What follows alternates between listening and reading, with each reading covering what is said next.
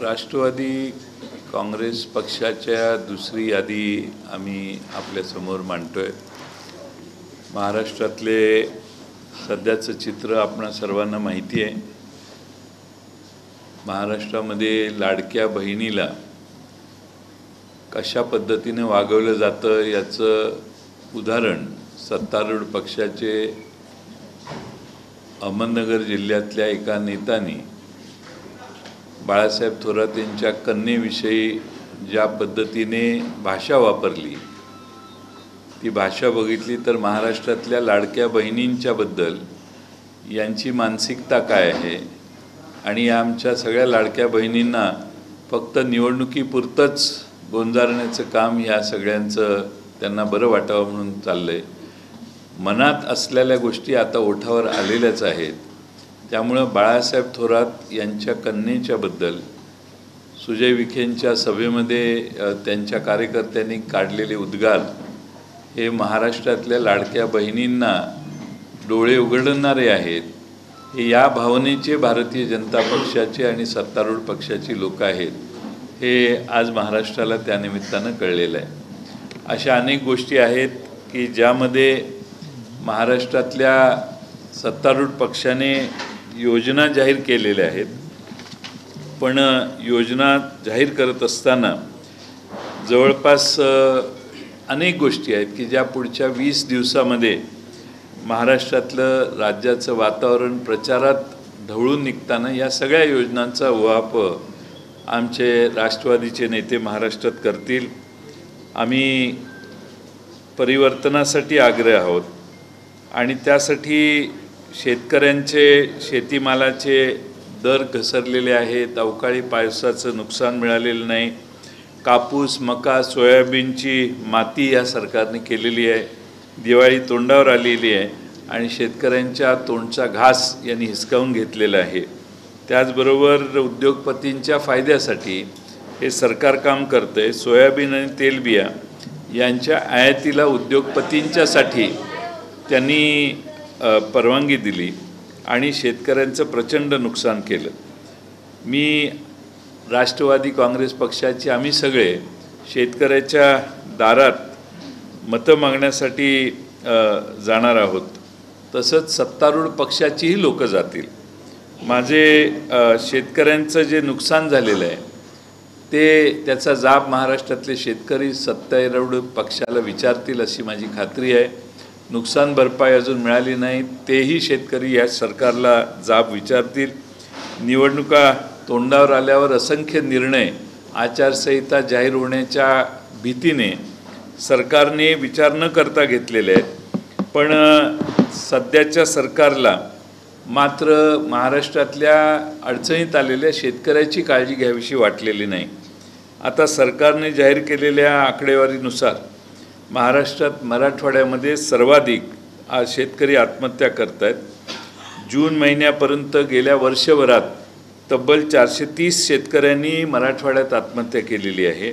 ही सरकारची आकडेवारी आहे, माझी स्वतःची नाही आहे। जून महिन्यामध्ये जशी 430 शेतकऱ्यांनी आत्महत्या केली आहे, म्हणजे दिवसाला विविध भागांमध्ये दिवसाला 2 शेतकरी आज आत्महत्या करत आहेत, मृत्यू होत आहेत।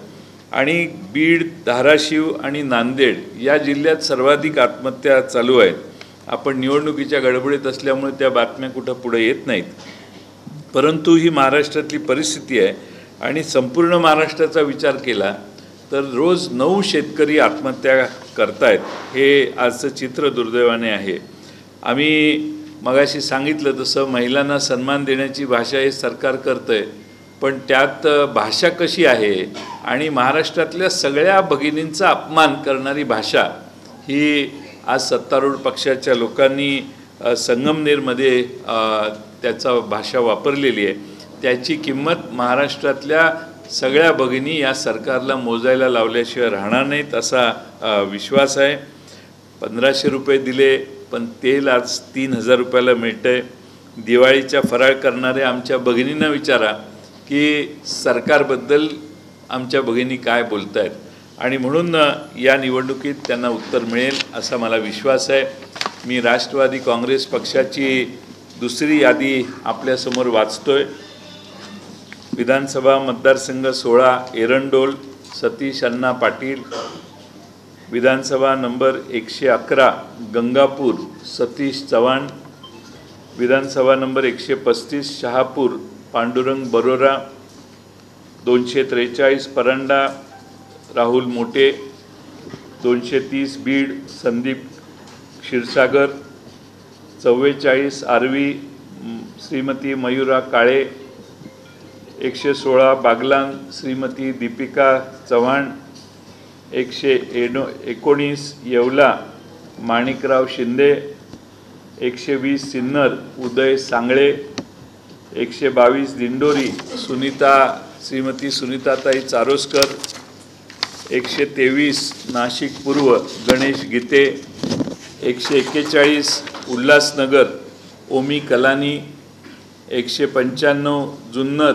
सत्यशील शेरकर, 206 पिंपरी श्रीमती सुलक्षणा शिलवंत, 211 खडकवासला सचिन दोडके, 212 पर्वती श्रीमती अश्विनीताई कदम, 216 अकोले श्री अमित भांगरे, 225 अहिल्यानगर शहर अभिषेक कळमकर, 254 माळशिरस उत्तम जानकर, 255 फलटण दीपक चव्हाण, 271 चंदगड नंदिनीताई बाबुळकर कुपेकर, 279 इचलकरंजी मदन कारंडे.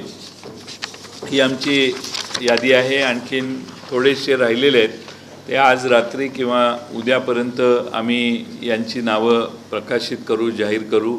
आणि मला खात्री आहे की आम्ही सर्वच उमेदवारांच्या नावांचा बराच अभ्यास करून अनेक उमेदवार मागणी करत असताना देखील आम्ही त्यातनं मार्ग काढून सगळ्यांचं समाधान करण्याचा प्रयत्न केला आहे आणि आमच्यातले सर्वोत्तम आणि जास्तीत जास्त मतदान घेऊन विजयी होतील असे उमेदवार देण्याचं काम केलेलं आहे. महाराष्ट्रातल्या येणाऱ्या निवडणुकांमध्ये ही आमची आता दुसरी यादी आहे. तिसरी यादी कदाचित आपल्याला न भेटता परस्परच जाहीर करण्याची आपण मला परवानगी द्याल. जर मी मुंबईत असेन तर नक्की करेन. आपण सर्वांनी आम्हाला आत्तापर्यंत सहकार्य केलेलं आहे. मला खात्री आहे महाराष्ट्रातल्या शेतकऱ्यांचे, शेतमजुराचे, महागाईचे आणि बेरोजगार युवकांचे प्रश्न सोडवण्यासाठी महाराष्ट्र हे सरकार बदलण्याच्या तयारीत आहे. मला विश्वास आहे की आमचे हे सगळे उमेदवार आपल्या आशीर्वादाने, महाराष्ट्रातल्या जनतेच्या आशीर्वादाने यशस्वी होतील आणि निश्चितपणाने उद्याच्या महाराष्ट्रात विधानसभेत आमचे जास्तीत जास्त उमेदवार निवडून येतील. धन्यवाद.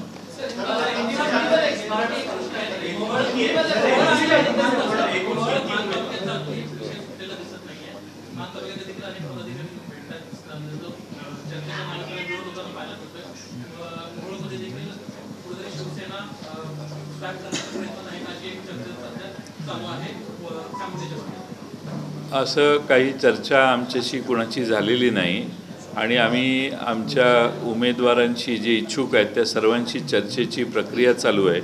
ती प्रक्रिया संपली की आपल्याला कदाचित संध्याकाळी आणखीन एखादी यादी आम्ही आपल्याला सादर करू. आम्ही त्यांच्याशी चर्चा चालू आहे, त्यातनं मार्ग निघेल असा मला विश्वास आहे.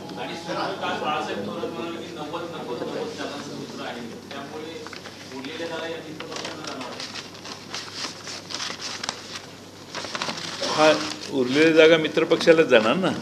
तुमचे काय युतीला जाणार का असं म्हणताय का?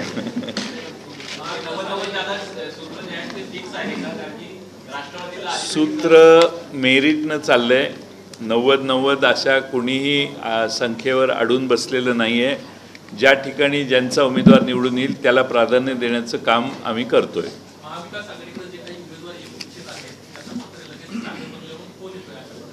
हां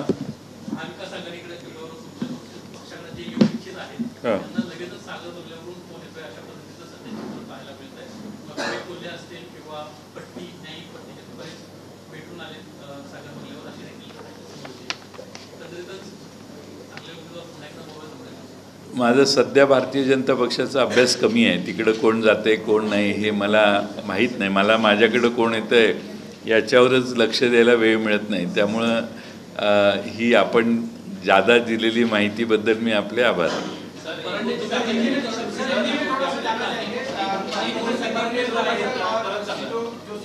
दोन इनका पहला मराठी में कर देते. आमची चर्चा चालू आहे शिवसेनेची. आमची चर्चा झालेली आहे आणि त्या बाबतीत काही त्यांचे शिवसेनेच्या कार्यकर्त्यांची वेगळी मतं आहेत. ती चर्चा करून आम्ही त्यात योग्य तो निर्णय काढू. आपण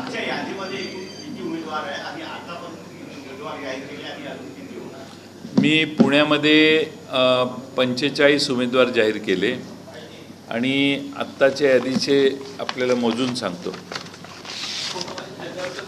फोटो थोड्या वेळाने मिळेल. काय नाही ते तुम्हाला लिस्ट देणार ना. मला तुम्ही परवानगी दिली की इथनं उठलं की लगेच परवानगी.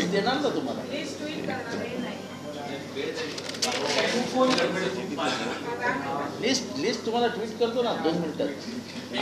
आता 22 नावं आम्ही जाहीर केलेली आहेत. 22 67 नावं जाहीर झालेली आहेत. 45 अधिक 22 आणि त्यानंतर उरलेली नावंही जाहीर लवकर होतील.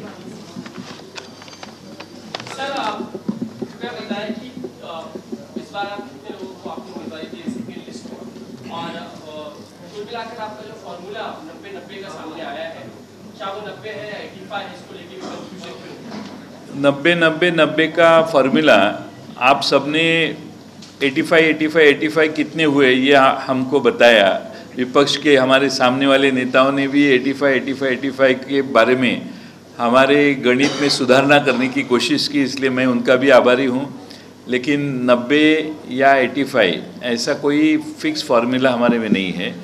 जहाँ जो चुन के आने की संभावना है वहाँ हम उस पार्टी का कंसिडरेशन करते हैं. इसलिए हम कोशिश कर रहे हैं कि हमारे सबसे अच्छे उम्मीदवार को सामने रखें.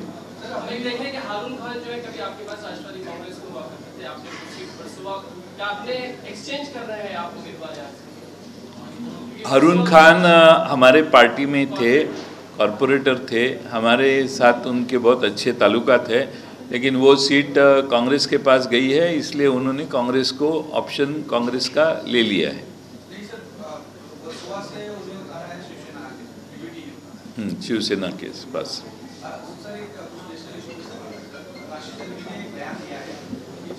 किसने?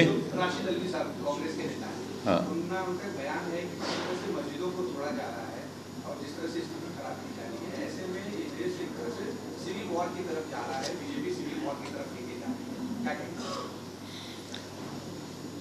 मुझे मालूम नहीं उस किस कॉन्टेक्स्ट में उन्होंने ये किया.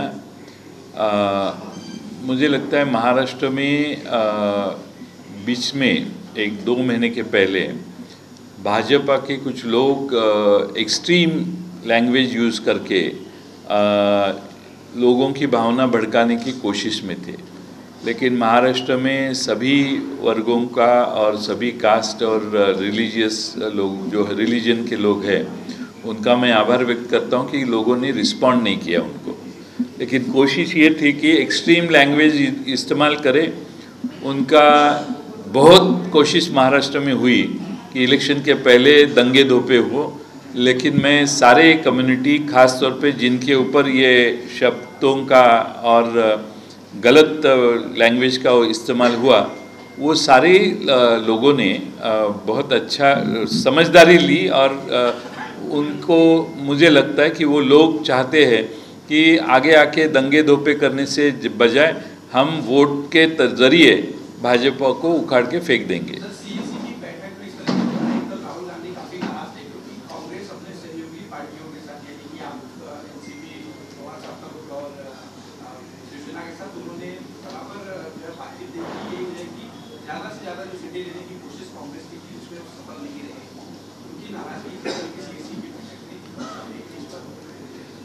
ऐसा है कि मुझे इसमें कोई मालूम नहीं है।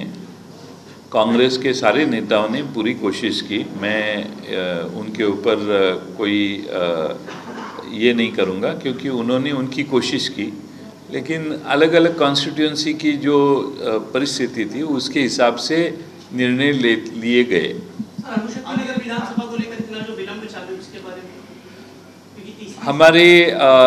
हमारे पास 3-4 उम्मीदवार ऐसे हैं कि जो आग्रह कर रहे हैं, इसलिए उनको सबको शांति करके उसमें से एक नाम हम जाहिर करेंगे, क्योंकि हमने नाम जाहिर उनसे बातचीत चालू है, तो अल्टीमेटली हम उनको साथ में लेने ही वाले हैं। हाँ, क्योंकि हमारे सारे जो शिवसेना हो या कांग्रेस हो, कांग्रेस दिल्ली में उनके नेता कांग्रेस के दिल्ली में थे, इसलिए वो बुलावा हम दे नहीं पाए। अभी सब सारे मुंबई में आए हैं।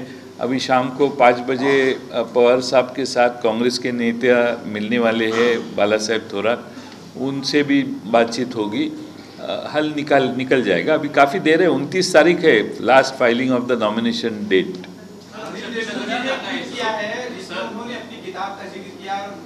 किसने? देवेंद्र फडणवीस पर आरोप लगाया कि उन्होंने कुछ एफिडेविट करने के लिए कहा था, जिसमें उद्धव ठाकरे को फंसाने की बात की, अनिल भरत को, इसके अलावा पार्थ पवार को फंसाने की बात की। इस पर आपकी क्या? ये ट्वीट करने के पहले इन्होंने भाषण में भी बताया है, ये उन्होंने लगातार 2-4 दफ़े कहा है, और कैसे यंत्रणाओं का गैर इस्तेमाल हो रहा है ये लोगों के सामने, इसके पहले ये मुद्दा उन्होंने रखा है, फिर एक बार आप कहते हैं तो ट्वीट किया है।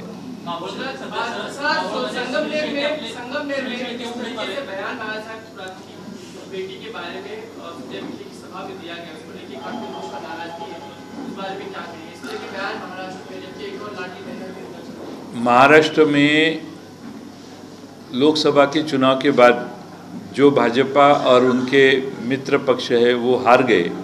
चुनाव हारने के पहले सारी बहनों को बहुत तकलीफ़ ये लोग देते थे, ये पूरे महाराष्ट्र ने, देश ने देखा है। चुनाव हारने के बाद वो समझदारी से लेने लगे और उनको समझ में आया कि बहनों को संभालना चाहिए, नहीं तो आने वाले इलेक्शन में पूरे के पूरे हार जाए। निर्णय लिए, लेकिन मन में जो भाषा थी, जो आप ओठों पे आ रही है, जो मन में विचार थे वो ओठों पे आ रहे हैं। हमारे महाराष्ट्र की लाडली बहना के खिलाफ जिस तरह से बयानबाजी ये भाजपा के नेता दे रहे हैं, पूरे महाराष्ट्र की महिला, पूरी महाराष्ट्र की हमारी लाडली बहना बहुत खफा है सरकार के ऊपर। ऐसी भाषा अगर ये इस्तेमाल करते तो इनके 1500 क्या 15,000 दिए तो भी लोग इनको वोट नहीं देने वाले, क्योंकि बहनाओं के अपमान के हर कोई भी चांस ये लोग छोड़ते नहीं। हमारी लाडली बहनाओं के लिए पैसे दिए तो बहुत उपकार किए, इस हिसाब से हमारी महिलाओं के ऊपर बयानबाजी अगर भाजपा और मित्र पक्ष उनके जो है वो कर रहे हैं, तो मुझे लगता है महाराष्ट्र की लाडली बहना उनको बराबर सबक सिखाएंगी। अणुशक्ति नगर को लेकर के उम्मीदवारी आप लोगों के पास आने वाली है, ऐसी जानकारी मिल रही है, और क्या आप लोग वहां पर समाजवादी पार्टी से किसी व्यक्ति को उम्मीदवारी के तौर पर ले रहे हैं, या आपका अपना खुद का पार्टी का वर्कर उम्मीदवार? निर्णय होने के बाद आपको समझ में आएगा हमने क्या किया है। कितनी जगहों पर चुनाव लड़ रही है अब तक, वो भी आपको बताएंगे हम।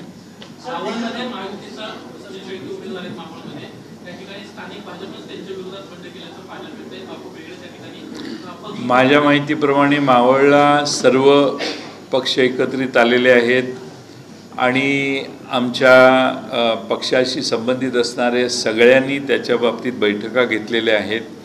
त्यामुळे मावळचा उमेदवार आम्ही जाहीर केलेला नाही। त्या सगळ्यांची आमच्याकडे एक भूमिका आहे जी आमच्या पक्षाचीच आहे, तर त्यांच्याशी सल्लामसलत करून आम्ही त्या बाबतीत योग्य ते पावलं टाकू।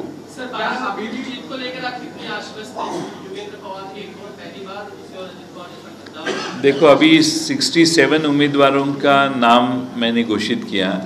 67 के 67 चुन के कैसे आते हैं वो देखने का हमारा फर्ज है। हम सारी जगह पे जीतेंगे। महायुति में क्या अभी भी कुछ सीटें ऐसी हैं जिन पर अभी बातचीत चल रही है या फिर सारी सीटों पर वेरिफिकेशन हो गया? क्योंकि आज जब शिवसेना ने हम महाविकास आघाड़ी में है सर। महाविकास आघाड़ी में सिर्फ शिवसेना यूबीटी ने अभी 3 और उम्मीदवारों की लिस्ट मुंबई की घोषित की है, तो क्या महाविकास आघाड़ी में सब कुछ क्लियर हो गया है या अभी भी कुछ चर्चा बाकी है? नहीं, अभी क्या है, अभी कोई मीटिंग नहीं होने वाली। फ़ोन पे काफ़ी लेन देन चल रही है। फ़ोन पे ये सीट हम, वो सीट हम, उसका डिस्कशन हुआ है और उस हिसाब से आप देखेंगे और भी सीटें जाहिर हो जाएगी। हाँ, बीते दिनों हमने देखा कि सर मुंबई में योगी आदित्यनाथ के पोस्टर लगे थे, बटेंगे तो कटेंगे टैगलाइन के साथ। अब इसको लेकर आरएसएस ने बयान दिया है कि उसके समर्थन में नजर आ रहे हैं। वो कह रहे हैं बटेंगे कटेंगे कोई काटने वाली लाइन नहीं है बल्कि जोड़ने वाली लाइन। तो इस बयान को कैसे देखते हैं? बटेंगे तो कटेंगे, ये काटने की लाइन है ना। कटेंगे शब्द का भी इस्तेमाल हुआ है और इसके ऊपर भी फिर आप अगर कहते हैं कि ये काटने वाली लाइन नहीं है, तो मुझे लगता है कि महाराष्ट्र की जनता लिखी पढ़ी है और उनको समझता है काटने का इरादा किसका है और किसको काटना और किसको काटना है। मित्र पक्ष जो छोटे दल आप लोगों के साथ है महाविकास में, उनको लेकर क्या चर्चा हो गई है या उनके सीट पर चर्चा हो गई है, कुछ पूरी होने को एक आध दिन और लगेगा। 90-90 का जो फॉर्मूला कल बाला साहब दिल्ली में बताया, क्या उसी फॉर्मूले पर आगे बढ़ रहे हैं? 90-90 के करीब सब है, थोड़ा सा 1-2 सीट आगे पीछे हो जाएगी। बाला साहेब थोरात ने जो कहा है वो सही है। Thank you. हे गणेश, 2 मिनटं। गणेश गीते हे राष्ट्रवादीमध्ये प्रवेश करतायत। माननीय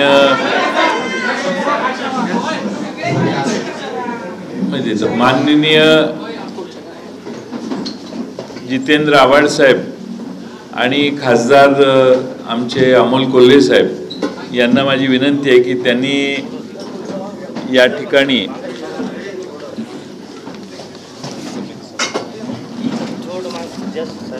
गणेश बबनराव गीते, स्थायी समिती नाशिक सभापती, महानगरपालिका नाशिक, त्यांच्याबरोबर तिथल्या नियोजन समिती, जिल्हा नियोजन समिती सदस्य ज्ञानेश्वर गामने, सामाजिक कार्यकर्ते प्रमोद देवराम पालवे, माजी नगरसेवक विजय खंडेराव सानप, क्रांतीवीर वसंतराव नाईक शिक्षण संस्थेचे बाळासाहेब संपत धात्रक, गोकुळ बबनराव गीते, कृषी उत्पन्न बाजार समिती पिंपळगाव बसवंतचे संचालक, नाशिक तालीम संघ चे अध्यक्ष शरदप्पा बोडके, प्रतीक मच्छिंद्र पवार आणि विकास जयवंत दरगोडे आणि त्यांच्याबरोबर असंख्य सहकारी यांनी राष्ट्रवादीमध्ये प्रवेश करण्याचा निर्णय केलेला आहे।